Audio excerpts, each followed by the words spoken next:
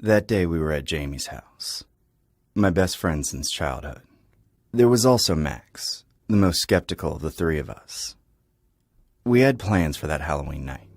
We were going to play the midnight game. We had read about the game online, in those forums full of horror stories. We all played it for different reasons. Me out of curiosity, Jamie out of boredom, and Max just to show it was a lie. Max was the first to suggest it, laughing as he read the rules out loud. We were to write our names on a piece of paper, light a candle, and walk around the house until 3:33 a.m. Easy, wasn't it? We didn't have matches to light the candles, but luckily Jamie did have a lighter in his house. We figured that would be enough. We got ready in the living room. Lights off, everything quiet. The instructions were clear. Light the lighter, write our names on a piece of paper, and prick our finger to sign it in blood. It was uncomfortable, but the adrenaline of the moment made us do it without thinking. At midnight sharp, we knocked on the front door 3 times, as the ritual said, and let the midnight man in. Thinking about it turns my stomach. We never believed it was real. The first few minutes passed smoothly. We walked around the house with the candles, exploring it as if we hadn't been there 1,000 times. But then, something weird happened. The candle was suddenly blown out by an icy blizzard. Max and I looked at it, hoping it was his attempt to scare us. But when he tried to light it again, the lighter didn't work. We tried to play along, but in the dark, the game looked a lot scarier, even though we thought it was all a lie. To make it worse, the atmosphere got weird. Neither Jamie nor I were hiding our discomfort, so we took the game more seriously and said it was time to move on to the next part of the game. The rule said that when the candle went out, we would have to make a circle of salt. It was then that Jamie realized something we hadn't considered. We hadn't brought salt. On the other hand, Max, determined to prove that this was all nonsense, said he was going to look for the midnight man. Our friend walked quickly out of the room. Jamie and I were silent. We didn't say it out loud, but we both knew something wasn't right. After a few seconds of waiting for our friend, Jamie and I decided to go to the kitchen to get some salt, just in case. As we walked, the silence in that house was overwhelming. The only noise was our footsteps on the hardwood floor. We stopped a couple times, convinced we heard something moving, but neither of us wanted to admit it. We kept walking and tried to remain calm. When we reached the kitchen, we realized that Max hadn't returned. That wasn't normal. We didn't hear his footsteps on the way here either. He's probably hiding or something, trying to scare us. I don't think we should have left him alone. Jamie was trying to look confident, but he wasn't. I could see it in his face, in the way he was trying to find the salt in the drawers. When we finally found the salt, we both felt a little better. Jamie poured the salt onto the floor, tracing a circle around us. We stood there, waiting for Max to show up to try to scare us. But minutes passed and we didn't know where he was. Suddenly, we saw him. Max was standing in the hallway, a few feet away from us, with a big smile on his face. Jamie waved at him and yelled for him to come over, but Max didn't move. He just looked at us, like he was waiting for something. It was weird, but at first we ignored it. We thought this was a joke. Come on, Max, come over here and let's finish the game. Dude, you're being too obvious. We're more afraid to play the game the normal way. Yeah, dude, you're ruining it. We were pretending we weren't afraid, but something about his posture made me uneasy. His head tilted to one side, his face almost covered by darkness. That's when I saw it. Something was wrong with his eyes. He didn't have them. His face looked normal, but where his eyes should be, there was only darkness. Before I could warn him, Jamie came out of the salt circle, running toward Max, desperate to bring him back. I yelled at him, but he didn't hear me. Just as I was about to leave the circle, something appeared out of nowhere. The midnight man. I didn't see it coming. It just appeared in front of Jamie, grabbed him by the neck, and in an instant, snapped it. The sound was dry. The body fell to the ground like a broken doll. Terror paralyzed me. But when I saw the midnight man turn his head toward me, I knew I was next. He tried to run towards me, and that's when it hit me. When Jamie ran out, he He had broken the salt circle. The only shield we had was broken. On a desperate impulse, I grabbed more salt from the canister and threw a line on the ground, closing the circle again just in time. The Midnight Man stopped suddenly, right at the edge of the circle, staring me in the face. He just stood there, watching me, as if assessing the situation. Then, slowly, he turned around and started walking into the darkness of the hallway, disappearing. Jamie's body was still on the floor, his neck twisted at an impossible angle. But the worst part was that I heard his voice. "Please, help me. It hurts." I approached the edge of the circle, hesitating. I knew he couldn't be alive. No one survives that. But seeing him move, hearing him beg, it almost made me fall for it. Then I saw him again. Max, standing in the hallway, waving at me again as if nothing had happened. The minutes went on forever. Every so often, the Midnight Man would appear, walking in the gloom, watching me from the shadows and scanning the house for someone else. I stood in the circle, watching Jamie in agony and Max smiling at me. Finally, 3:33 a.m. came. Just as the clock struck the hour, the Midnight Man appeared for the last time. He made no attempts to enter the circle. Instead, he gestured, as if taking off a hat, waving at me. Then he vanished into the darkness, taking the cold and the tension with him. The house lights came back on, and the silence was replaced by a low hum as if the house was coming back to life. I stepped out of the circle, carefully, and looked for my friends, but they were gone. There were no bodies, no sign of them, just an empty house. There were searches to try to find my friends, but I wasn't involved in any of them. We were all very lonely, and we never said to get together on any social network or WhatsApp. We just came home from college together. We all lived alone, so we never told anyone where we were either. And luckily, no one seemed to pay enough attention to us to know we were back together and tell the police. That was the only thing that saved me from getting arrested that night. As for my friends, I knew they would never be found. Their bodies may never have turned up, but I knew they weren't coming back. One of them had a broken neck, and the other had his eyes gouged out. I've never been one to indulge in self-care. Life as a young professional in a bustling city left little room for such luxuries. But after months of grueling hours at work, my body ached for relief, and my mind desperately needed a break from the chaos. So, when I heard about Elysium Touch, the new massage parlor that had opened up just down the street, I was intrigued enough to give it a try. The receptionist greeted me with a warm smile, and a delicate aroma of essential oils wafted through the air. Instantly, it felt as if I had entered another world, one where stress simply melted away.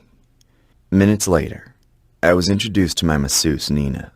She was strikingly beautiful, tall, with an athletic build that suggested she took great care of herself. Her long dark hair fell in soft waves down her back, glistening under the parlor's gentle lights, accentuating her high cheekbones and delicate jawline.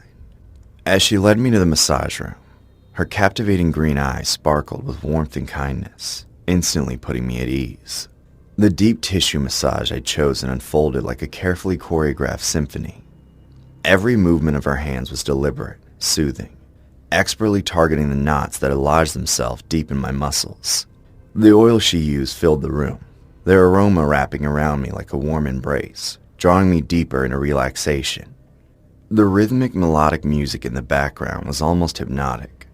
Time seemed to disappear as my worries dissolved, replaced by a serenity I hadn't felt in years. Soon I became a regular at Elysium Touch, visiting at least once a week. Each session felt like a mini escape from reality. I even took advantage of their enticing discount packages, and on my last visit, I received nearly 75% off. A deal that made no business sense to me, but who was I to complain? However, when I visited Elysium for the 4th time, I had no idea what awaited me that night. The management called my number, offering a complimentary massage as a reward for my loyalty, saying I only needed to pay for refreshments. In hindsight, that should have set off alarm bells in my head, but all I could think about was Nina. Over the weeks, I had begun to feel an unexpected connection with her. Nina listened, laughed at my jokes, and even shared snippets of her own life. Nina was also the curious sort. She liked to learn more about her clients, and I was happy to share. I told her about where I worked, what I did for a living, and that I had no family to speak of and lived alone, not far from here. Sometimes, I even seriously considered asking her out on a date, but that night, something was off, really off. As the massage began, everything felt familiar at first. Her touch, the soothing oils, the gentle music. But this time, the oils had a stronger scent, almost overwhelming. A strange fuzziness started to creep over me. I tried to stay awake, to focus, but the effort felt futile. My grip on consciousness was slipping, and before I knew it, I was being pulled into a deep, inescapable sleep. When I finally woke up, bright white lights hurt my eyes, and a coldness seeped into my bones. Panic clawed at my throat as I tried to move. I quickly realized that I was strapped to a cold operating table. My heart raced, pounding against my chest like a caged animal. The last thing I remembered was Nina's touch, her smile. But where was she now? And who were all these people? I looked around, my pulse quickening as masked figures surrounded me, their faces obscured by surgical masks. A deep chill settled in my gut as I tried to comprehend the situation. "Ah, you're awake," a voice said, smooth and eerily calm. It belonged to a man dressed in scrubs. His eyes gleamed with a sadistic glint. "Welcome to my operating table. My name is Dr. Harrow, and I'll be your surgeon today." My mind raced. What's happening? Let me go! I tried to scream, but my voice was too weak.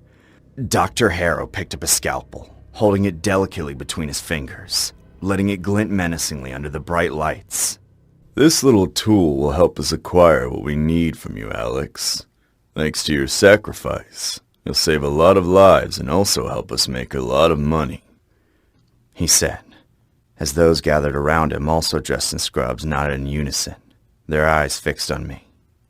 "Do you want to know what we're going to take from you, Alex?"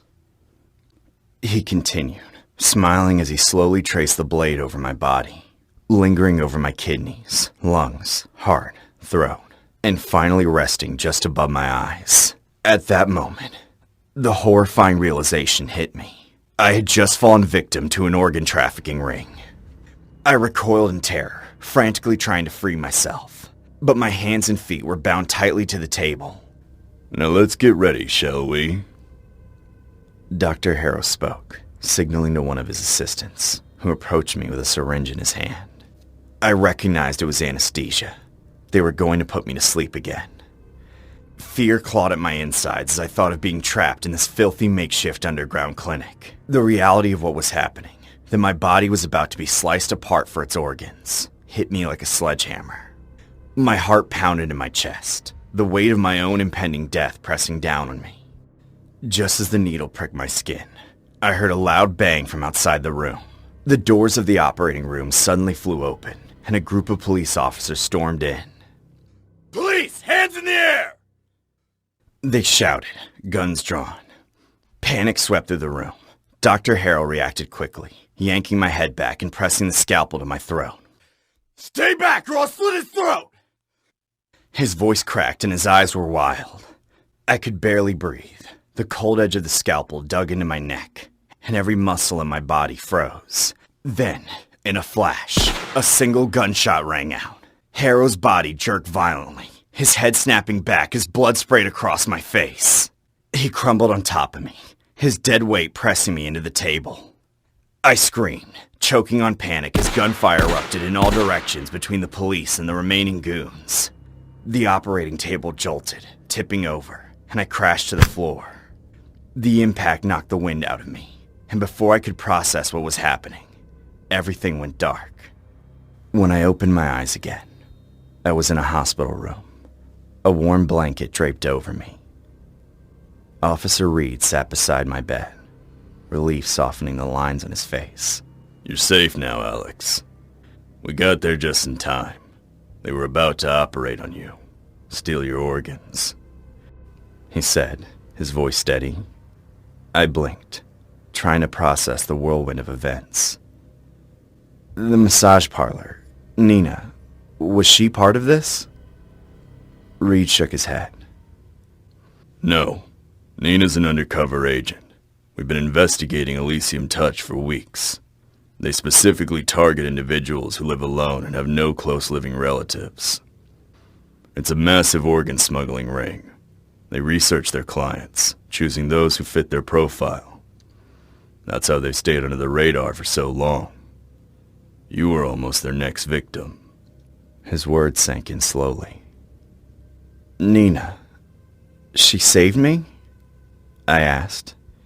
"Yes," he confirmed. "Her undercover work brought us to you just in time." The weight of betrayal still settled heavily on my chest even as I learned the truth about Nina. I thought she cared. I thought she was different. I said finally. Reed's expression softened. "Nina did what she had to do in order to maintain her cover. You're lucky to be alive, Alex.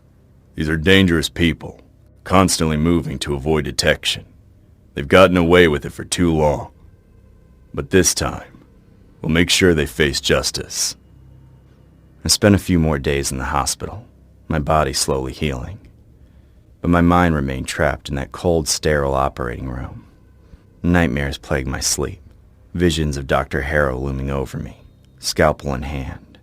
Despite the lingering fear, I forced myself to return to some sense of normalcy, pushing through the unease that clung to me like a second skin. I had been given a second chance, and I wanted to make it count, even though it was difficult to find peace in the chaos. Then, one evening, I saw her. Nina, walking along the sidewalk. For a moment I hesitated, unsure of what to say, but gratitude pushed me forward. "Nina!"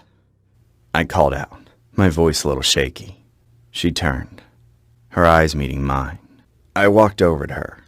"Thank you for saving my life," I said. She gave me a small nod. After a beat, I blurted out, "Would you maybe want to grab a coffee sometime?" She paused, considering, then nodded. "Sure," she replied, her voice calm but sincere. A tentative smile passed between us, and for the first time, I felt a flicker of hope. Maybe this was the beginning of healing. Maybe, despite everything, I could find a way to move forward. It was an ordinary night in May. Spring was settling in, and we were trying to get back to normalcy at home after a difficult few months. My wife, Helen, and our 3 children, John, Lisa, and Tom, were eating dinner together in the dining room when I noticed a small package near the fireplace. It had a red bow, and the wrapping was reminiscent of a Christmas present, which was odd given that Christmas was many months away. No one seemed to know how it got there. Helen raised an eyebrow, curious, and the boys exchanged glances, but none of them said anything. I thought maybe one of them wanted to surprise us, a joke perhaps. However, the awkward silence in their faces convinced me that no one in the family had put that gift there. Just out of curiosity, I opened it. Inside was a dead bird. I was absolutely furious. Again, I turned to the kids, asking who had been the culprit, but they all denied it. They looked as terrified as we did. If any of them were at fault, they were giving the performance of a lifetime.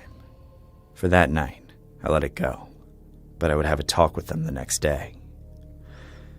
The night went on without any further disturbance, but the next day, when I went down to the dining room, there was another identical package on the table. Helen looked at it quizzically and asked aloud if one of the boys were playing a joke, but no one answered. The boys insisted that they didn't know where those gifts came from either. In fact, this time I believed them. After the prank the day before, none of them would go as far as to continue the joke. I took the package with some mistrust and decided to open it. Inside, there was something dark and stringy that I immediately recognized by the smell. Rotten meat, in an advanced state of decomposition. I quickly removed it. The smell permeated the air and everyone present recoiled, with expressions of disgust and surprise. Helen and I questioned the boys once more, but they insisted that they had nothing to do with it. Still, I began to search the house, suspecting that someone might be sneaking in. I found no sign that anyone had forced doors or windows. The next night we were eating dinner, but vigilant, waiting to see if anything else happened. Around 10 o'clock, just as we were about to finish eating, we heard a noise on the roof, as if someone was walking on it. We all stood in silence, looking at each other, tense. Then, unexpectedly, a new package fell down from the chimney and landed in the middle of the room, almost as if someone had thrown it. I couldn't hide my anger. I put my fork down on my plate and got up quickly, determined to find out who was behind it all. I went out into the garden, flashlight in hand, and tried to shine a light on the roof. I could see nothing and no one. For a moment, I thought I was losing my mind. But then I saw it. A bony white face peering just over the edge of the roof. My pulse quickened as I saw a hand slowly emerge from the edge as well, waving macabrely at me. I screamed, without thinking, and the face disappeared. I didn't stand still. I grabbed a shovel I had nearby and climbed up to the roof, determined to find him and put an end to this. I checked every nook and cranny, but there was nothing, just silence and darkness. I climbed down the roof in frustration, my heart still pounding. The intruder had probably run off after greeting me. No sooner had I thought of coming down from the roof than I heard Helen's voice.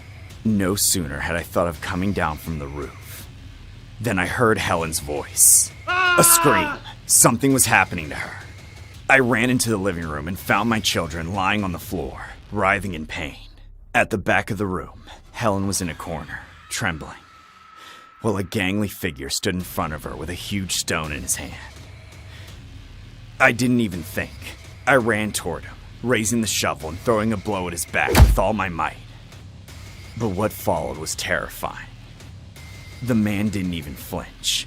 He barely turned his head, annoyed but laughing. I tried to hit him again, but he grabbed the shovel and pushed me to the ground. He was in front of me, about to launch himself at my head with the rock. That blow was going to be deadly. It was going to kill me. At that exact moment when my life was about to end, John and Lisa rushed at him, trying to stop him. They didn't manage to stop him, but they gave me time to recover and rush towards him. Between the three of us, we were able to hold him down. Meanwhile, Helen, from the corner, managed to call the police. The minutes went on forever as we struggled to keep him from escaping. The police arrived just as we were on the edge. Fortunately, they managed to subdue the man and handcuff him, although he was still squirming and laughing as if he didn't care at all. We walked away from him, shaking from sheer exhaustion and fear. The agents could barely restrain him. His strength was abnormal, almost superhuman. When they finally managed to take him away, Helen and I hugged the boys. They were as terrified as we were. No one understood how he had managed to get into the house, or how it was possible for him to endure so much pain while barely reacting. We stood in silence, processing what had happened. The house was a wreck, and we could barely stand. That night, no one slept. What if the man wasn't alone? Was I really sure it was the same man who had filmed him on the roof? What if he had an accomplice? We felt that something was still lurking, even though the fear persisted. Even though the police assured us that the man was in custody. Nevertheless, the fear persisted. Days later, we received a call from the sheriff. They had identified the man. His name was Robert Crane, a psychiatric patient who had been recently released after spending years locked up for murdering his family at Christmas. A psychiatric patient who had recently been released after spending years locked up for murdering his family at Christmas. We also learned that Crane suffered from a rare medical condition, congenital insensitivity to pain. He was able to withstand blows that would have been incapacitating for anyone else. He wasn't some supernatural being or anything like that. but unless he was knocked unconscious, he couldn't be stopped. He didn't feel any pain. The police explained to us that Crane had been seen in a forest, living alone among trees and abandoned buildings. His obsession with Christmas and his inability to feel pain made him dangerously unpredictable. That night, we understood that we had survived something that could have ended much worse. Even today, every time I see a box wrapped in Christmas paper, a shiver runs through me. The house has been repaired since, but something else happened to us that night. That man made us feel pathetic, unprotected, and unable to defend ourselves if anything worse happened to us. These days I'm armed, but I'm not a big fan of guns, and I'm afraid that this gun will bring more problems than solutions. The only chance we have as a family is to pray that nothing ever happens to us, and that we live as peacefully as possible.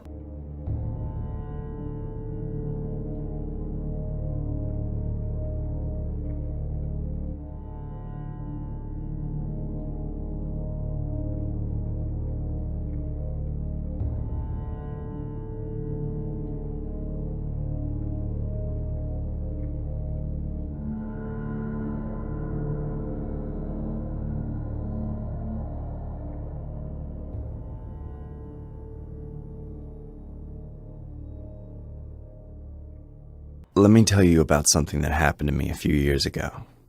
It was in 2022 when I took a plane for the first time to go to Florida to visit my best friend Ari. I was 15 and she was 17. The first few days were completely normal. We hung out, laughed, shot videos for TikTok, and shared those things you usually do at a sleepover. There was nothing out of the ordinary, just two friends enjoying time together. Until the third night. That night we decided to go for a walk a little late, around 9 o'clock. We didn't have a plan. We just wanted to take a walk and enjoy the breeze. The night was quiet, the neighborhood silent. As we walked, Ari mentioned a trail she had recently found, something that seemed almost hidden at the edge of the development, surrounded by trees. It sounded interesting, so without much thought, I agreed. When we arrived, I understood why he had mentioned it in that tone. The place was pitch black. We could barely see a few meters ahead, and the only light came from our phone flashlights. The trail looked like a tunnel of trees swallowing us up, but we kept walking, trying to make jokes and laugh so the darkness didn't seem so threatening. At first, it was quiet.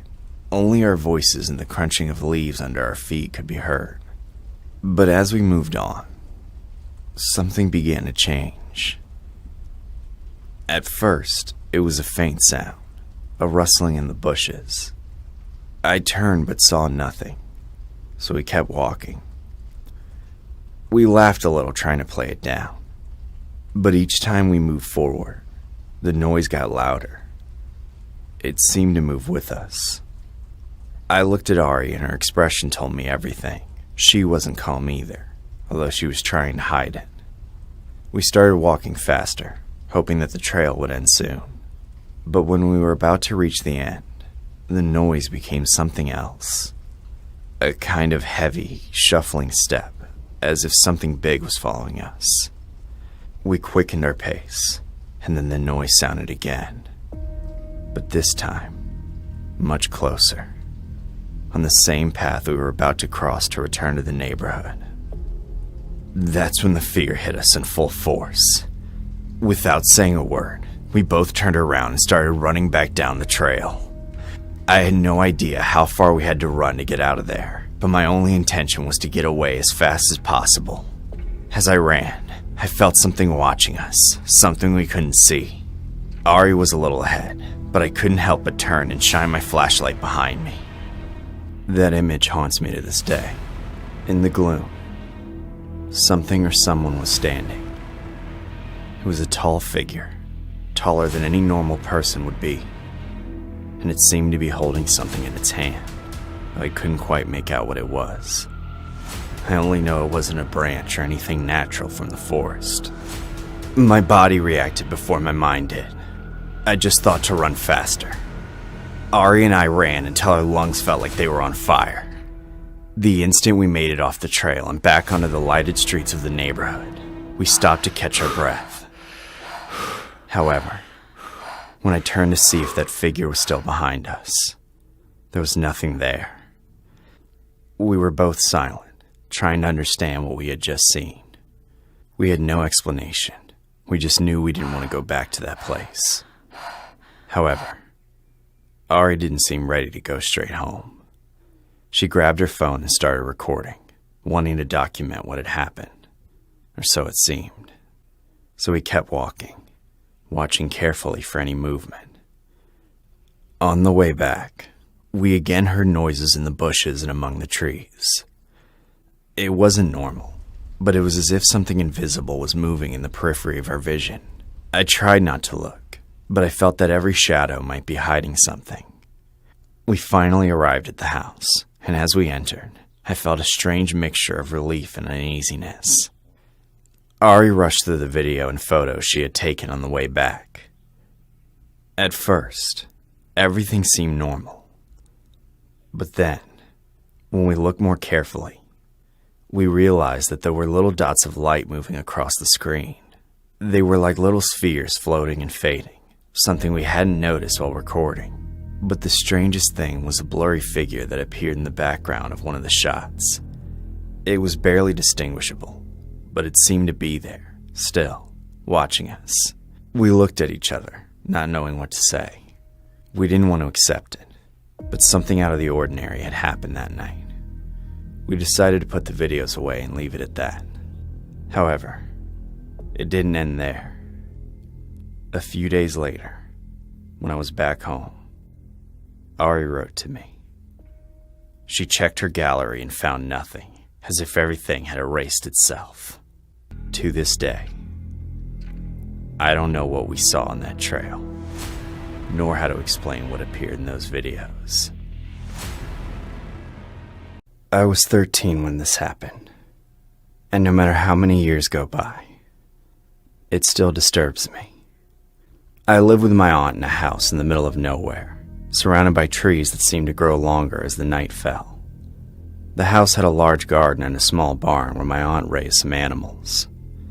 I had 2 baby goats, and although I loved them, I had to go out every night to feed them in that deep darkness that filled me with an inexplicable nervousness. Whenever I went out, I felt watched, as if something was hiding in the shadows of the trees.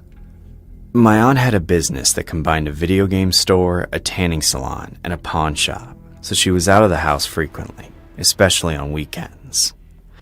That night, she let me know she was going to work and she would be back late. I was used to being by myself, and I wasn't entirely alone either. We had 3 dogs, 2 chihuahuas, and a pit bull that weighed more than I did. I always thought the pit bull would protect me from anything, although every corner of the house and yard still made me feel uneasy after dark. That night, I was lying on my bed, trying to read to distract myself, when a noise caught my attention. It came from outside, just outside my window. I heard a soft rustling sound as if someone or something was moving slowly across the grass. At first I thought it might be one of the dogs since my aunt sometimes lets them out, but that possibility didn't calm me. A few minutes later, the sound continued and became more insistent. I got out of bed and decided to go let the dogs in. I had to get the idea out of my head that something or someone was snooping around outside. When I got to the living room, my heart skipped a beat. There were the 3 dogs, sleeping soundly. They didn't look like they had gone anywhere. I froze for a few seconds, trying to find some explanation. Maybe my aunt had come in earlier and had sneaked them in without me noticing, but the house was still completely silent. My next reaction was to lock the doors. I ran to the kitchen door, closed it, and turned the lock. I went to the living room door and did the same. Then I stood in the center of the room, trying to convince myself that I was safe. But just as I was trying to calm down, something much worse happened. The pit bull, normally calm, jumped up and stared into the bathroom, a small dark room at the end of the hallway. The dog's gaze chilled my blood. His ears were taut and his eyes were wide open, as if he sensed something I couldn't see. Slowly, he began to back away, his head down in a low, steady growl I'd never heard before. Even the chihuahuas looked uneasy, and one of them began to tremble. I froze, not daring to move. All I could do was watch the pit bull as it continued to growl toward that empty door, as if at any moment something was going to come out of there. I don't know how long I stood there, motionless, waiting for my aunt to return. Every little sound in the house, the creaking of the woodwork, the hum of the electrical appliances, it all became unbearable. Each passing minute seemed to slow down, and the silence of the house became more and more threatening. Finally, I heard the sound of my aunt's car approaching the house. When she got in, she saw me pale and trembling. I told her what happened, from the noise at the window to the pit bull's strange behavior. My aunt, who usually took things in stride, looked at me with a seriousness I hadn't seen in her before. In an almost whispery tone, she said there was something about the house she hadn't told me. Before we moved in, a boy lived there with his family. One day, the boy invited a friend over to play, and while they were playing in his room, the boy found his father's gun and accidentally shot his friend. The scary thing is that it happened right in my room, the place where I now slept every night. Since then, several people had told my aunt that there was something strange about the house, as if the tragedy of that day had been trapped in the walls. That revelation made my mind spin in 1,000 directions. I tried to rationalize what had happened that night, thinking that maybe the noise at the window had been caused by some animal, that the pit bull reacted to some strange smell. But no explanation seemed sufficient. The image of the dog backing away, terrified, kept going round and round in my head. Not even they, our guardians, dared to brave the darkness of the house that night. After that, I no longer felt at peace in that house. Every night I seemed to hear something new, sometimes rustling in the hallway, sometimes barely audible whispers. Every time I tried to sleep, the memory of that night haunted me, and eventually, I convinced my mother to let me go back with her. I haven't been back to that house since, and I've never wanted to look back. Even now, remembering it leaves me with that feeling on my skin, as if somehow what I saw, or maybe what I never got to see, had left an imprint on me. I know some try to find rational explanations for everything, and I understand that. But when I think of that night, with the sound of footsteps outside my window, the terrified dogs, and the memory of what happened in my room, I'm overcome by an eerie certainty. There are things in this world we don't want to understand, because perhaps understanding them is worse than living in ignorance. If you're not Japanese, I could surely fool you and say that the video I'll show you later is real, but it's not. I'll put it in context. My name is Satoru, and being Japanese, I saw many times on TV the commercial where a ghost woman scares a driver. I saw that video many times on YouTube, where many people pass it off as real. I tell everyone that it isn't, but you know how people are. They only believe what they want to believe. The story behind the video is that I am a victim of it.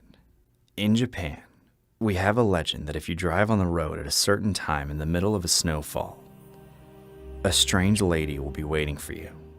I knew this legend, but I didn't believe in it, so I suffered the consequences. I remember perfectly the day it happened. The snow was falling mercilessly on the road. It was almost 2 o'clock in the morning.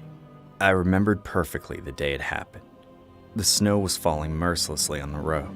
It was almost 2 o'clock in the morning, and the cold seemed to cut harder with every minute. The radio was broadcasting only static. The station seemed to have died along with the traffic on the highway. All that was left was the storm, the road, and me. The road was barely distinguishable under the snow, and the windshield was getting covered every second, forcing me to run my hand over it frequently.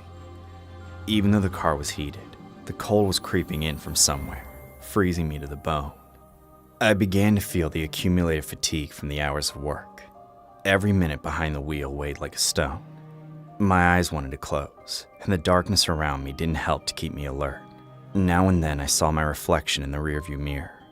Dark circles under my eyes, a pale face and an exhausted expression I barely recognized. I knew it wasn't safe, but I pressed the accelerator. I wanted to get home as soon as possible. Everything was going within what would be considered normal until something appeared in the middle of the road. It took me a second to realize it was a woman. She was standing in the middle of the road, motionless, blocking my path. I slammed on the brakes, feeling the car skid to a stop on the ice. My heart was pounding. I stared at her, trying to understand. It was impossible for someone to be out there in the middle of that storm at that hour without any shelter or protection. And yet there she was, standing in some kind of white dress, loose and threadbare, billowing in the wind. Her hair was falling over her face. I could barely see her expression. I tried to honk, hoping she would move away or at least react, but she didn't move. My hands began to sweat on the steering wheel. Something about her immobility was disturbing. She looked neither like a person nor a mannequin. She was too still. I looked at her without blinking, waiting for her to do something, to give me a sign that she was real. At that moment, I hadn't even considered that there was something paranormal.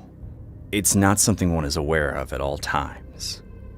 Although at that moment, I had to realize that something was wrong. Suddenly, the woman moved her head in my direction. I couldn't make out her face, but I felt like she was looking at me. A shiver ran through me from head to toe. Without warning, she started running towards the car, fast, as if she wanted to break through the windshield. I barely had time to react before she crashed through the glass. The figure faded as it hit the windshield, but the blow was real. I felt the glass shake and crunch, although it hadn't broken. I froze for a few seconds, breathing fast, trying to figure out what had happened. There was no one outside. The road was empty again. I tried to start the car to continue, but the engine wouldn't respond. I turned the key over and over again and only heard the empty click of the dead engine. I looked around, searching for some sign that the woman had disappeared altogether. But every corner was covered with snow. There was no one there. I didn't see her. But then I heard a faint scraping in the back of the car. The sound was almost imperceptible, like fingernails dragging against the paint. I remained silent, hoping it was just my imagination. The noise suddenly stopped, leaving me in a thick, unnerving silence. I forced myself to look in the rearview mirror, expecting to see only snow. But there she was. The woman was right behind the car, her figure contrasting against the whiteness of the snow. I could see her better now. Her face was haggard, with a vacant expression that made my skin crawl. She didn't move her mouth, but I still felt like she was talking to me, as if her presence was transmuting something that my mind couldn't understand. I gritted my teeth and tried to think of something logical, how to escape, but I was stuck in the middle of a hellish snowfall and my car wasn't working. She started walking around the car, slowly, as if she was inspecting me. I followed her with my eyes, and every step she took seemed to increase the cold inside the vehicle. Every second, the temperature dropped and my breath formed little clouds of steam that fogged up the glass. I watched her move as if she had all the time in the world. Then, without warning, she began to bang on the driver's side window. The sound was dry and loud, as if she was knocking on the door. I couldn't understand why she wanted to get in. But one thing was clear to me. She wasn't going to leave. The knocking continued, getting more and more violent. I knew the glass wouldn't hold much longer. I looked for something in the car, anything I could use as a defense, but there was nothing. My phone had very little signal and the battery was almost dead. I was completely alone with no way out. The woman was now pushing on the door with both hands, shaking the whole car. I felt the tremors under my feet. I was desperate. My hands were shaking as I tried to call the towing service. To my surprise, the call went through, and an operator's voice answered on the other end. I gave my location as fast as I could, barely whispering for fear she would hear me. The operator said to stay in the vehicle, as they were on their way. I hung up and put the phone away. Outside, the woman was still pounding, and her screams were now beginning to be heard. A heartbreaking sound that chilled me to the core. Minutes passed and the towing service hadn't shown up yet. My hands were cold and stiff. I felt panic grip me every second. The woman was no longer in sight, but I knew she was out there. I knew she was still stalking me. Suddenly, I began to hear a noise on the roof of the car. It was footsteps. While I was distracted by the noises on the roof, there was something I didn't notice. The lock on the car door.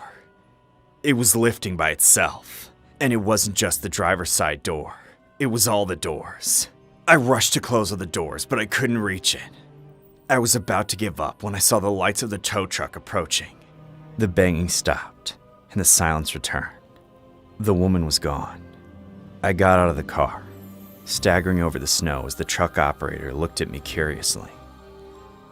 I tried to speak, to explain what had happened, but I couldn't find the right words.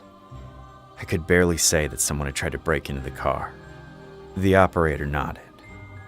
Though he clearly didn't believe my story, he helped me into the truck and glanced at my vehicle.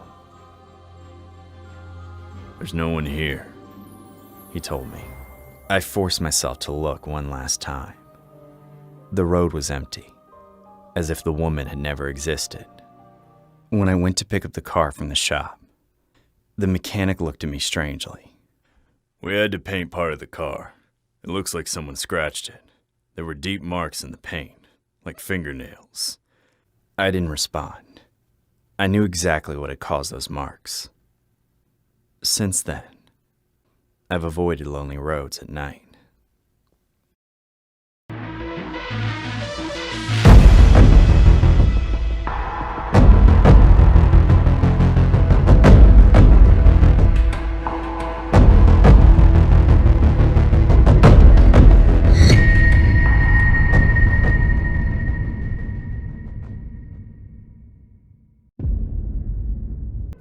At that time, I was working in a clothing store in a shopping mall.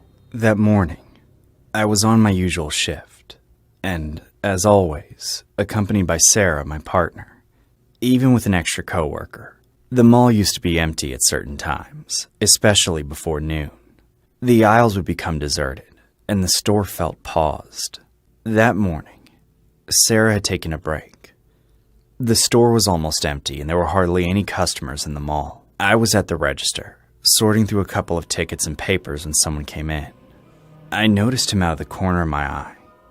It was a man, about 40 years old, with a smile that didn't give me a good impression. He wasn't someone who would go unnoticed. His hair was disheveled, and his expression was strange, although his smile tried to look normal. His clothes were somewhat disheveled, but it was his gaze that put me on alert. It seemed as if he was looking right through me, or as if I was just a distraction in his way. He approached calmly, keeping that forced smile. He walked slowly, scanning every corner of the store as if he were looking for something in particular. When he reached the counter, he didn't say anything at first. He just looked at me silently, without wiping away the smile. "Can I help you with anything?" The man blinked several times and cocked his head to one side, as if searching for the right words. The smile didn't disappear, but his expression became more anxious. It was clear that something was troubling him.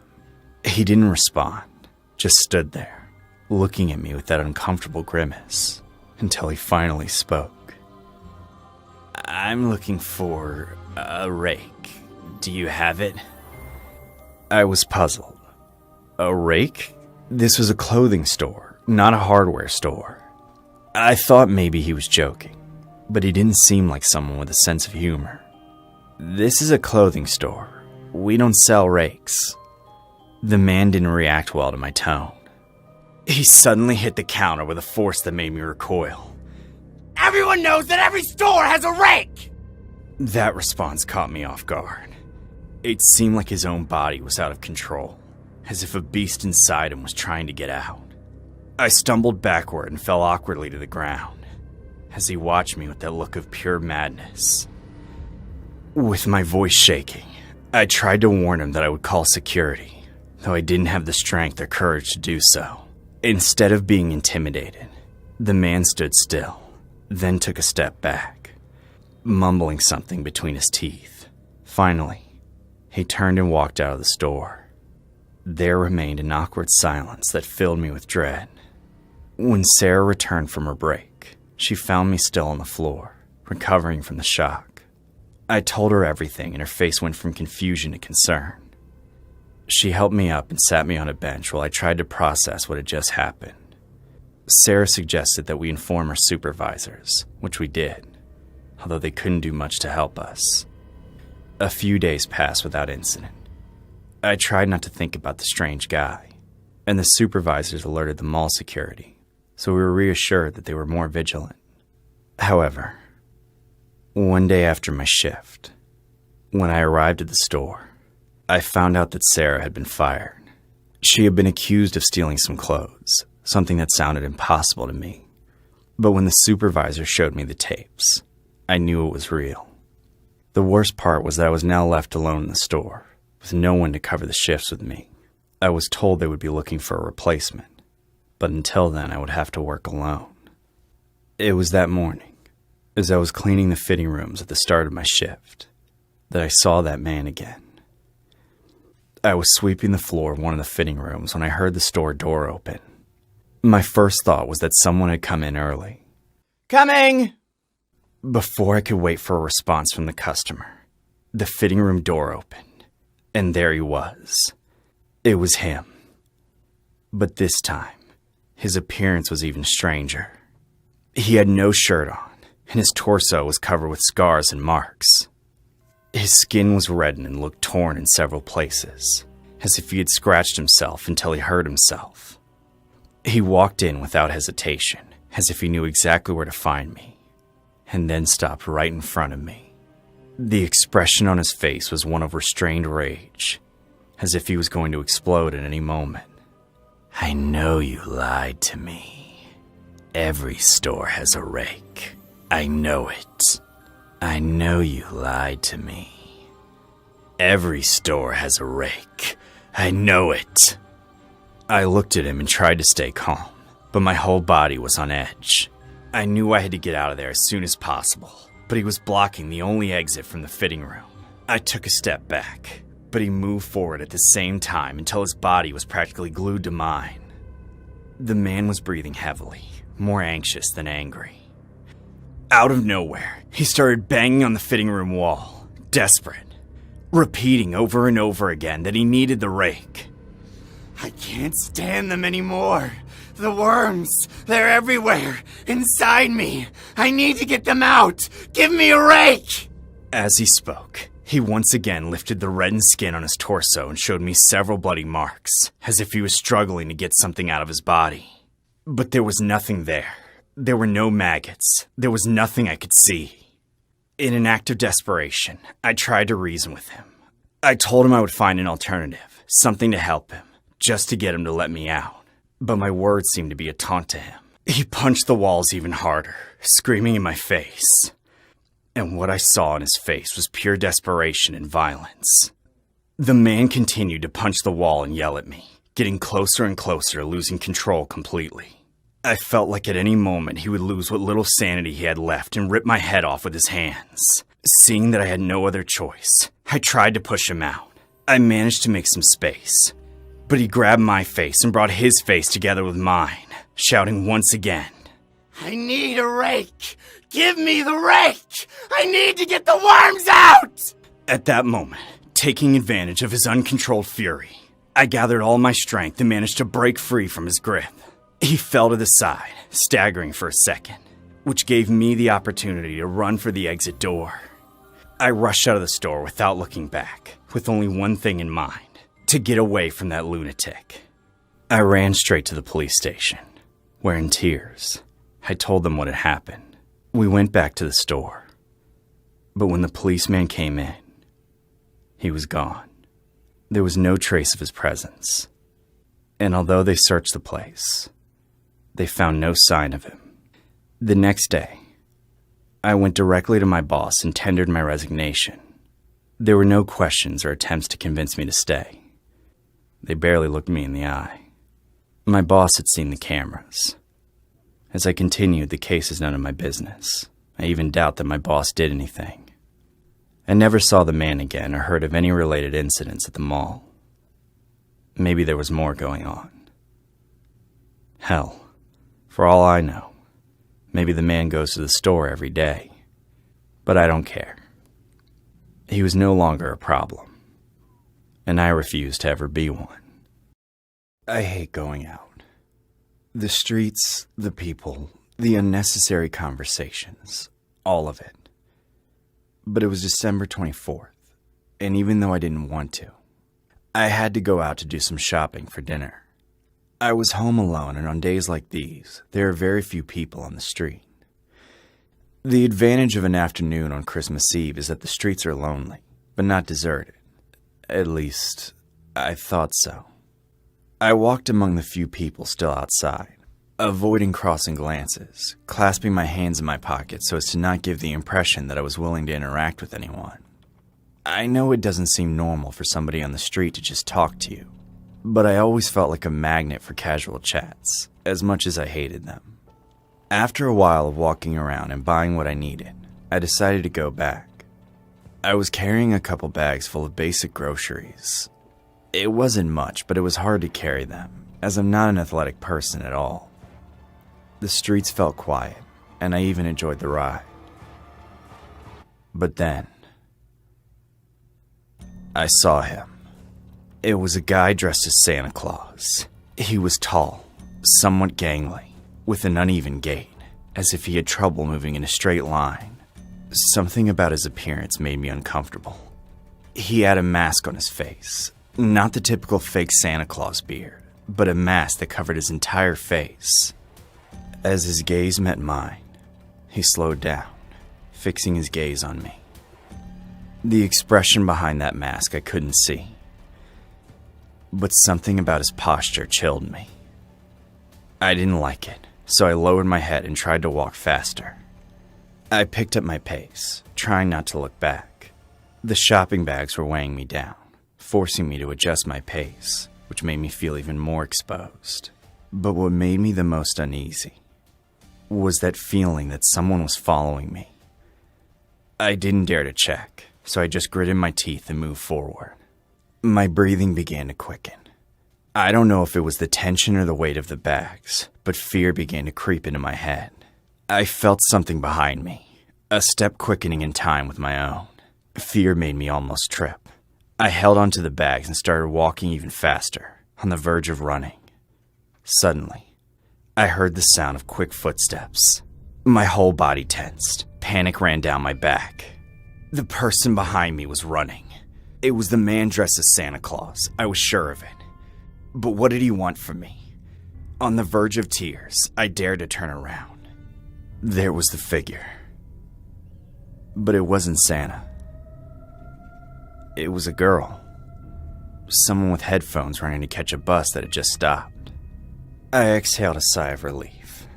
The street was empty again. I calmed down and resumed my walk home. Everything felt calmer now. I walked slowly, enjoying the silence before I reached home. It was only a few blocks away. My apartment was a safe, quiet place, perfect for someone like me. I couldn't wait to get there. I entered the building, and almost automatically, I pushed the door behind me. My mind was on something else, most likely the dinner I was going to prepare, but something caught my attention. I didn't hear the noise the door always makes when it closes. I turned to see if it was stuck or if someone else had come in with me. And there he was. The Santa Claus off the street. sticking a foot between the door and the frame. I looked at him, paralyzed. I couldn't react or do anything. I just watched as he pushed the door open and walked into the building. He said nothing, just looked at me. The mask covered his face, but his eyes, they bore into me with an intensity that took my breath away. Before I could do anything, he lunged at me and pushed me against the wall. The bags fell to the floor, and I felt his whole body crashing into mine against the wall.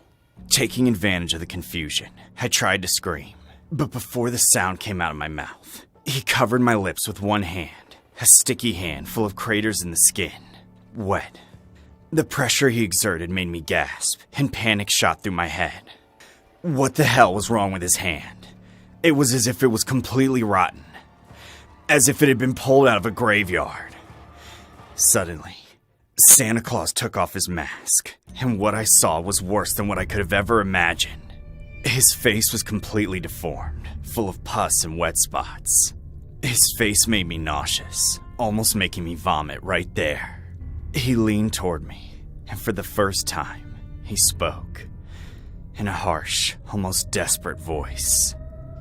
"You're the most beautiful person I've seen today. More beautiful than the girl I saw this morning. More beautiful than the dog I met in the street. You are everything I was looking for." His words filled me with an even deeper terror. I had no idea what he was talking about, but his tone made me feel like I was an object of his obsession. I tried to resist, but his hands were strong and I had never been in a fight in my life. I didn't have the strength or the experience to resist. I just wanted to cry. Then, he licked my face. His tongue felt slimy and heavy, and from his mouth came out a putrid smell. "You taste like glory. Thank you for provoking me to follow you. This is the best feeling of my day." I tried to break free, moving with all my strength, but he was much stronger. He was pushing me against the wall as if I were a simple doll. I was trapped and alone. I could barely breathe, and the pressure in my chest was unbearable. Suddenly, I heard a noise in the hallway. Maybe someone was coming out of his apartment, I thought. My attacker heard it too, and for the first time I saw him hesitate. I seized the moment to try to break free, pushing him with all my strength. He hesitated, but he grabbed me by the hair and pulled me back. A door opened in the hallway and a neighbor poked his head in. He looked at Santa Claus and understood immediately that something was wrong. He looked at me and then looked at him. Without a word, he ran toward us. And before the attacker could react, I bit his hand as hard as I could. Santa let out a guttural scream and tried to hit me. But the moment he turned around, another neighbor came out of the apartment. More people began to peek into the hallway. And the man began to shout, saying that I was his, that no one should touch me. He looked more and more desperate, as if losing me would destroy him. One of the neighbors took advantage of the distraction and lunged at him. It was like a chain reaction. Within seconds, more people came out to help, and together they managed to knock him down. Santa fell to the ground, screaming and struggling, trying to get loose. He kept screaming for me, repeating that I was his, that he had chosen me before them. By the time the police arrived, Santa had been pinned down. The officers handcuffed him and led him to the car. As they loaded him in, he kept muttering that I was the love of his life. Trembling, I let myself fall back against the wall, trying to process what had just happened. After the incident, I learned that the man had escaped from a nearby mental institution. He was a patient with a history of violence, but they had been confident he would be kept under control. The night before Christmas, he had murdered a young store clerk in the area, stealing a Santa Claus costume to roam the streets. The young man he killed wasn't even paid to be there. He was just working overtime to help get customers for his father's store. The worst part is the young man he killed wasn't even paid to be there. He was just working overtime to help get customers for his father's store. There's not a day that goes by that I don't think that the man who was following me killed him. And that if the neighbors hadn't come out to help me, I would have ended up just like him. If the neighbors hadn't come out to help me, I would have ended up like him. I still remember how harsh the winter was during the days when it all happened. The streets were covered with a layer of ice that made every stop treacherous, and the sidewalks were filled with piles of dirty snow that had accumulated for days. My daily routine didn't change much. Work, home, and the occasional quick stop at the corner store for some food. That night, I was returning home after another tedious day at the office. My mind was on automatic, mentally going over to-dos and thinking about what to have for dinner. As I turned the corner of my street, I stopped dead in my tracks. There was a snowman in the yard of one of the houses. So far, not unusual. It's winter. Kids make snowmen. But something about this one was different. The snowman was very scary, but not in an accidental way. It was more like deliberate. I admit that it caught my attention, but not much more than that, since they were the work of someone who wanted to make people who saw it uncomfortable. I shook my head and continued walking home. The next few days, I didn't think much about the snowman. However, a couple of nights later, when I returned home, I realized it was no longer in the garden where I first saw it. I wouldn't have thought anything of it, except it appeared in another garden, several houses away. I approached the snowman, trying to convince myself that it wasn't the same snowman. But yes, it was.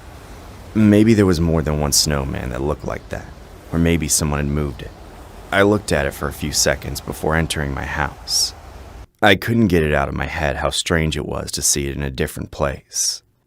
That night, while trying to sleep, I woke up several times with an uncomfortable feeling. Several days passed before the snowman appeared again. This time, I saw it in an even stranger place, in front of a house with a high fence. It was impossible for someone to have placed it there without entering the property. I stopped to watch it from the sidewalk, trying to find some logic. Why was it being moved from one place to another? One day, upon arriving home, I found it there in my front yard. It was the same snowman. There was no doubt about it, but now it was on my property. I approached it carefully and examined it.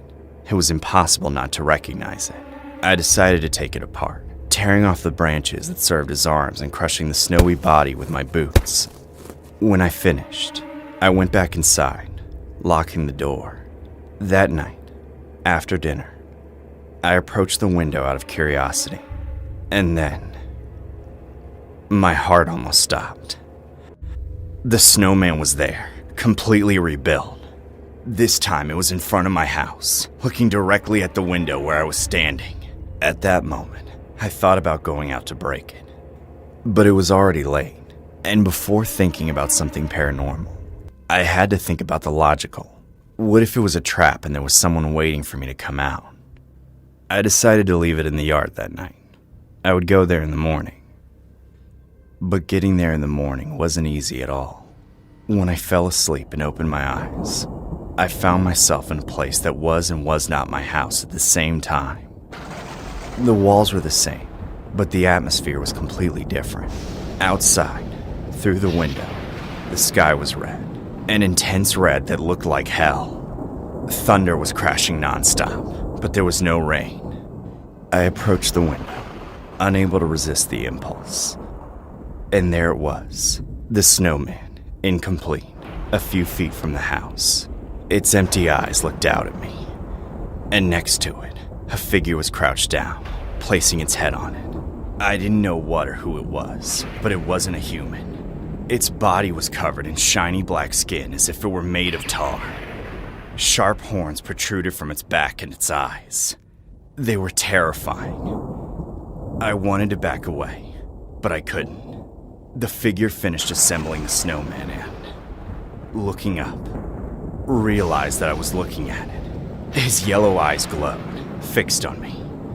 He didn't hesitate for a second. He jumped to his feet and started running toward the house. His speed was inhuman. I ran to the front door, my mind screaming at me to close it. I managed to block it just as the being arrived, but its strength was enormous.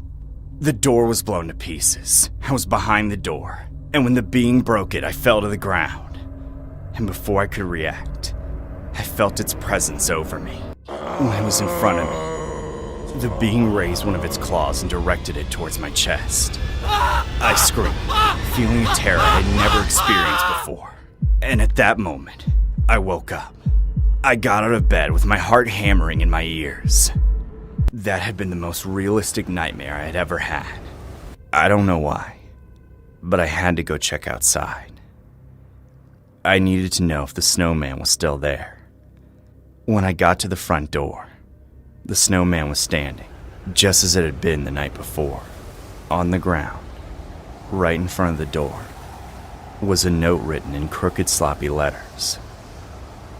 A happy snowman wants to meet the neighborhood. I sat on the floor holding the note, not knowing what to do. I didn't call the police. What was I going to tell them? That a snowman was stalking me? That a demon was chasing me in my dreams? There was no way anyone would believe me. Regardless, I couldn't leave it at that. I got up, and with trembling hands, furious, I destroyed the snowman.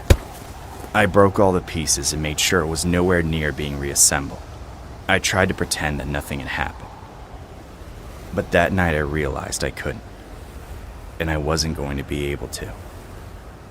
As night fell, I tried to distract myself by watching television, but I couldn't concentrate. I felt that something was outside, waiting. I dared to look out the dining room window. What I saw made my blood run cold. The snowman was back. This time, it wasn't just standing. It had been placed in a new posture, arms outstretched toward my window, as if trying to reach out to me. Its mouth, once a simple crooked line, now seemed more open. I froze, unable to look away. Something was playing with me, and I had to get it off me the only way I could think of. During the early hours of the morning, I took the snowman apart and put it back together again, but at the neighbor's house. The whole time I was convinced that someone was watching me, but I just kept going. Anything was going to be better than dreaming about that thing again. The snowman never showed up at my house again. The next day, I saw the neighbor come out of his house and destroy the snowman, as furious as I had been. I thought it was all over. That it was now his problem and that possibly, several days later, he would build it at another neighbor's house. But that was not what happened. That same night, police patrols arrived in the neighborhood. An officer later informed me that my neighbor had been killed in his sleep. The door of his house had been smashed in, and the marks on his body were so deep that they couldn't determine the weapon used. What's especially scary, I still see that snowman at other neighbors' houses. The snowman is always there, armed, in different houses, almost always looking in my direction.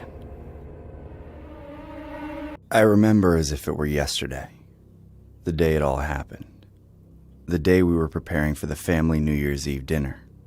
I was in my room, as usual, in front of the computer. I was playing Dead by Daylight with my friends before everyone went to their families to eat. Everything was normal until my door burst open. It was Brandon. His face was red and his breathing was ragged. He was crying, but not like a normal child. He was desperate. Mom yelled at me again.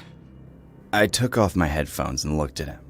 Brandon had always been sensitive, but this time it seemed like he was on the verge of collapse. I asked him what had happened, although I figured as much. Mom was back to her nagging routine. He was refusing to take a bath because he had done it in the morning, and to her that was unacceptable. Why don't you just do as she asks, just for today? Because she has no right. She always treats me like I'm trash. He began to speak fast, with words full of hate, saying that Mom hated him, that she treated him worse than an animal. His voice was shaking, but not out of sadness, but out of anger. He looked me in the eyes and I felt something strange in his gaze. He was not the Brandon I knew. He had lost all his composure. He was furious. Someday I'm gonna do something to her that she'll never forget. I swear she'll pay for it. I tried to calm him down, but I'd never seen him so full of anger. I decided to go talk to Mom before this escalated any further. I found Mom in the kitchen, adjusting the final details for the New Year's Eve dinner. When I explained what Brandon had said, she barely looked up. Now he's bringing you into this? That boy needs to learn that he's not always going to get his way. Mom, that's not it. I think he's messed up. He needs help. But she wouldn't listen. It was like talking to a wall. Mom had always been strict, but with Brandon, it was worse. Every little mistake he made turned into a punishment or an endless lecture. As much as I tried to explain, she only got more upset. I'll go easy on him tonight, but tell him not to provoke me. I wasn't sure if that was a promise or a threat. I went back to my room feeling helpless, but I hoped the night would end peacefully. How deluded I was. The guests arrived early. Brandon was sitting on the couch, watching TV as if nothing had happened. Mom was giving him orders as usual, but he obeyed them without protest. There was something strange about him, as if he was saving all his energy for something. I thought maybe he was trying to avoid trouble, but his look was unsettling. During dinner, at first, everything seemed normal. The family chatted, the kids laughed, and Mom even allowed herself to smile a couple of times. But then came the moment when Mom noticed how Brandon was eating. He had gravy on his face and his shirt. Mom stopped to look at him, horrified. Brandon, can you eat like a civilized person for once in your life? He didn't answer. He continued to eat, ignoring her. Mom lost her patience. Look at you, you look like a savage. Aren't you ashamed? Is it so hard to eat a plate of pasta without humiliating us all? Excuse me, lately he's out of control. Sometimes I think he has no future, but I'll do something to straighten him out. Brandon dropped his fork to his plate, making a metallic noise that echoed in the room. He stood up slowly, his face completely red. And before anyone could react, he grabbed the largest knife on the table. He raised it with both hands and lunged at Mom. It all happened too fast. The first blow hit her in the shoulder, but Brandon didn't stop. He fell on top of her, screaming incomprehensible things as he stabbed her again and again. There was blood everywhere. It was the most horrible thing I'd ever seen in my life. Screams filled the house. My aunt fainted. The kids started crying and no one knew what to do. I got up from my chair and ran to them, trying to stop it. Brandon, stop it! You're going to kill her! His movements were frantic. He was absolutely out of control. He didn't seem like the sensitive boy I knew. It was as if something else was controlling him. Mom stopped moving after the 10th stab, but Brandon kept attacking her as if he couldn't stop.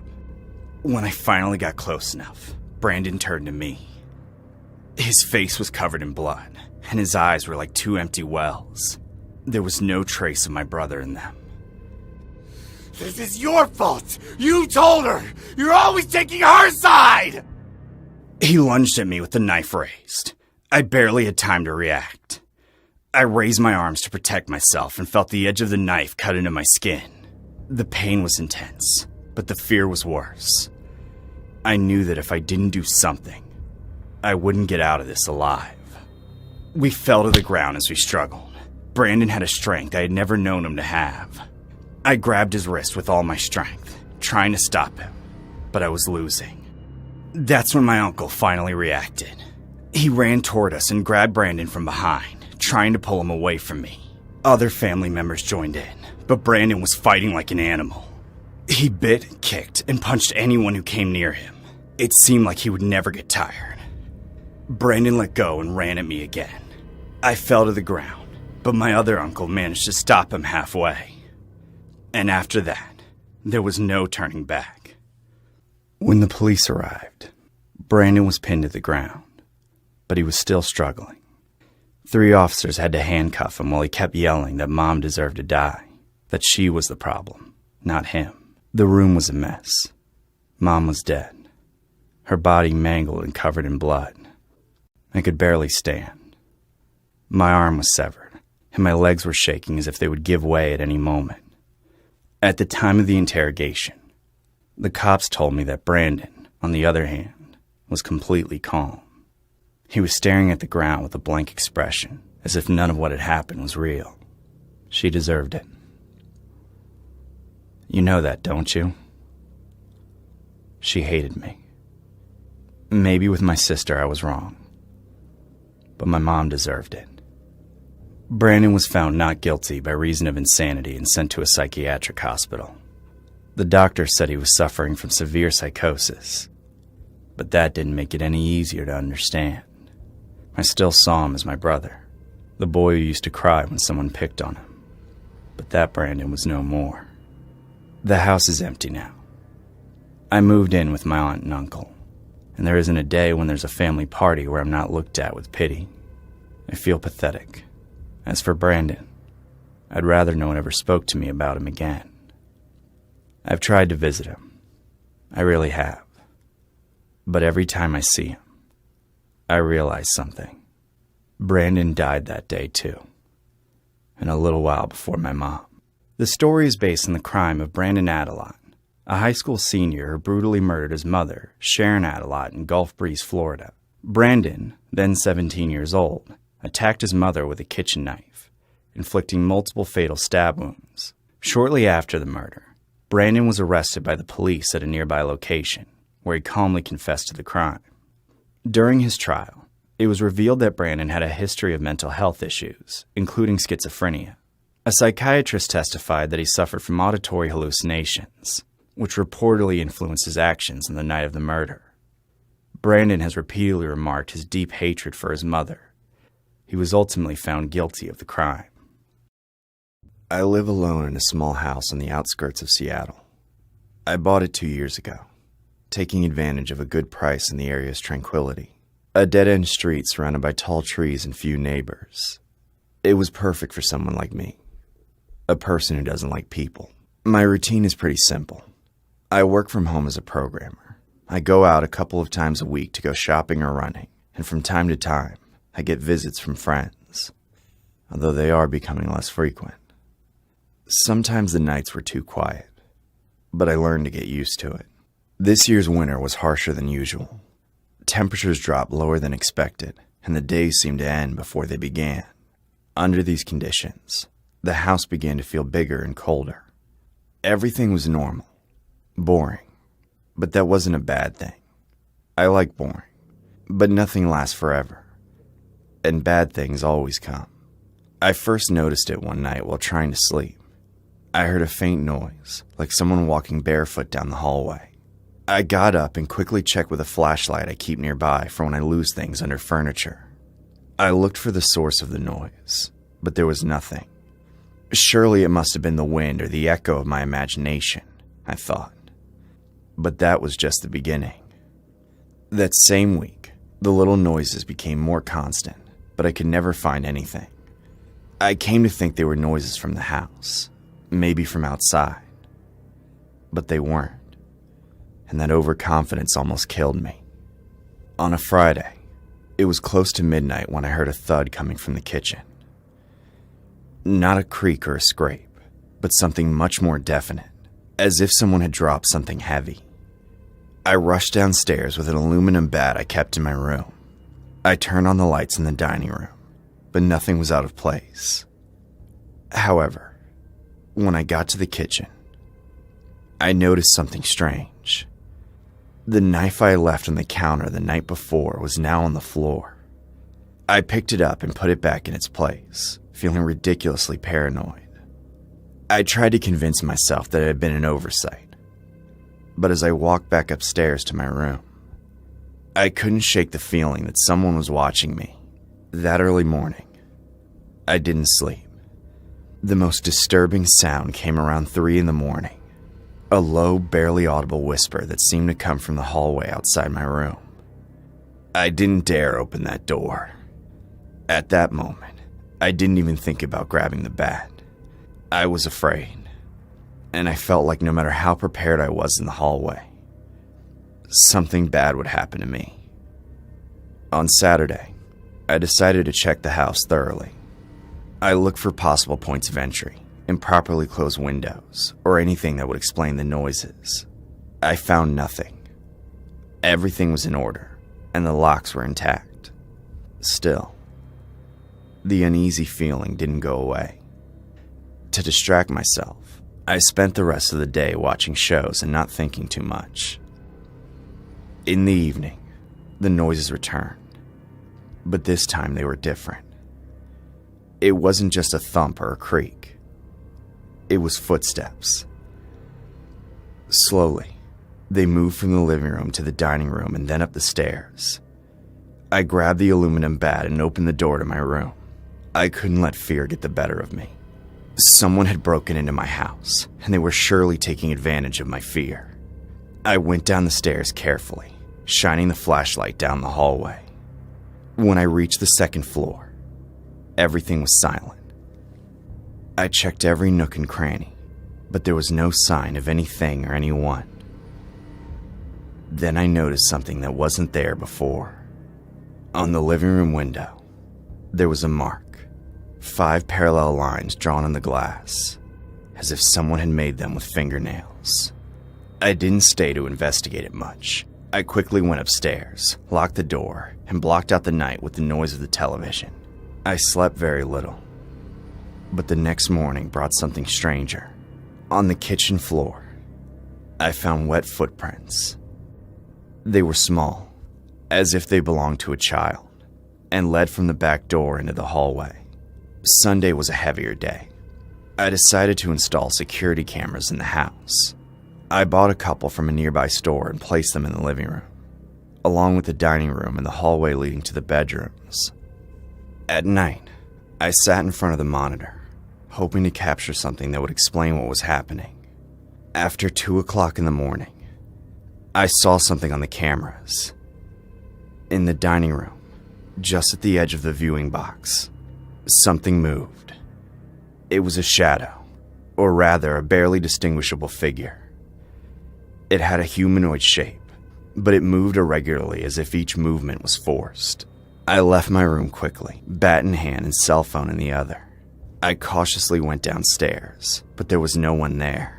The house was completely silent, except for a sound coming from the kitchen. A low, choppy breathing. I approached the threshold, holding the bat tightly. I turned on the light, but no one was there.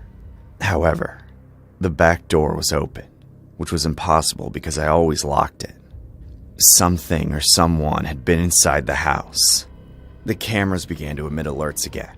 First one, then another, until they all indicated movement in different parts of the house. I looked at the monitor with my heart pounding in my chest. In the living room, one of the figures was completely motionless in front of the camera, as if he knew he was being watched.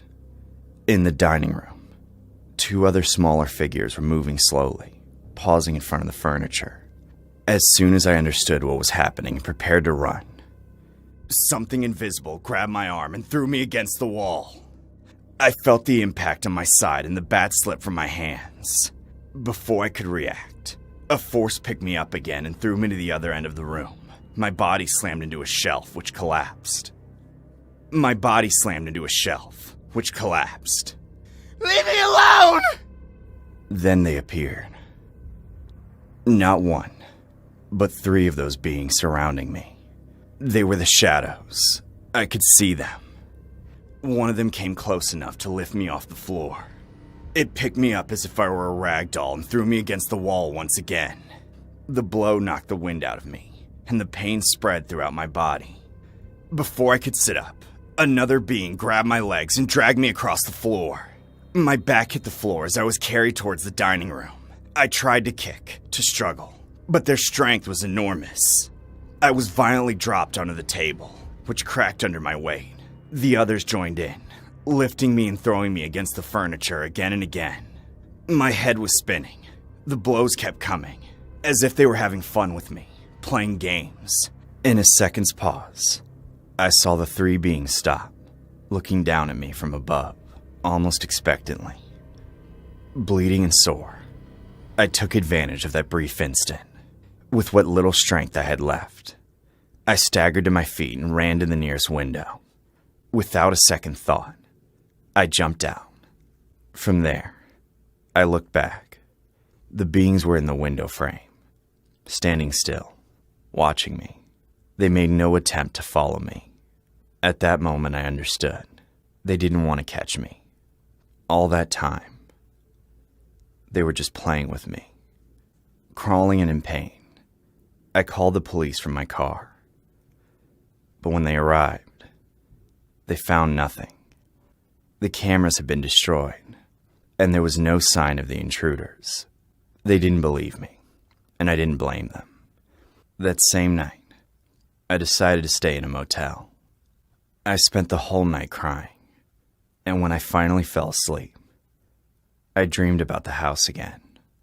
In my dream, I was outside the house looking at it. From inside the house, the shadows were still standing. In the dream, I was walking, hypnotized to the house. And suddenly, the dream ended.